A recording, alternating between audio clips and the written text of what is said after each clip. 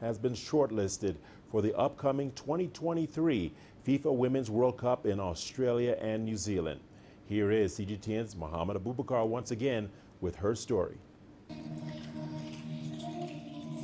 Karine Atezambong Fomo is a certified physical education and sports teacher in Cameroon.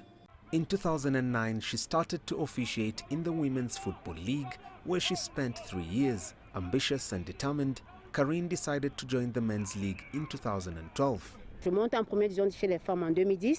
I started officiating in the lower women's division. Then in 2010, I was promoted to the first division for women. 2 years later, I officiated my first men's match in League 2. In 2014, given my good performance on the pitch, I was promoted again, and since then, I've been officiating the men's League 1 football matches.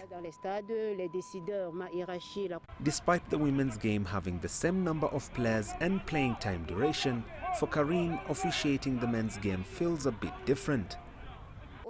It is the intensity and commitment that led me to want to referee men's matches. This is the only difference between men's and women's football. In women's football, there is much more finesse, and the rhythm is less sustained than in men's football. Karine Fomo has officiated many international matches. She was at the African Games in Brazzaville in 2015 and the African Women Cup of Nations in Cameroon in 2016. Of all the matches she has officiated in her career, one remains special for her. The international competitions I have participated in are a great pride for me. All the matches I have officiated since 2009 have gone very well. But the final of the Cameroon Cup in 2015 moved me a lot and will remain engraved in my memory. That day, President Paul Biya was in the stands of the stadium.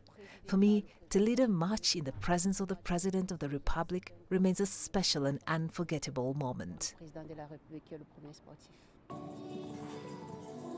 Ahead of the 2023 Women's World Cup in Australia and New Zealand, FIFA has selected 9 women referees on the African continent, and among them is Karine Fomo. The good news, however, unfortunately coincided with the death of her father. I was in a very difficult period when I received the invitation letter from FIFA. I had just lost my father. It is thanks to my father that I am at this level today. But I must admit that it was a pleasure to be among the referees pre-selected by FIFA. It's a satisfaction, and it shows the good work I do on the field. Karine will soon take part along with the other shortlisted candidates in the Road to Australia-New Zealand project, which will select the best referees for the next Women's FIFA World Cup. Mohamed Abubakar, CGTN.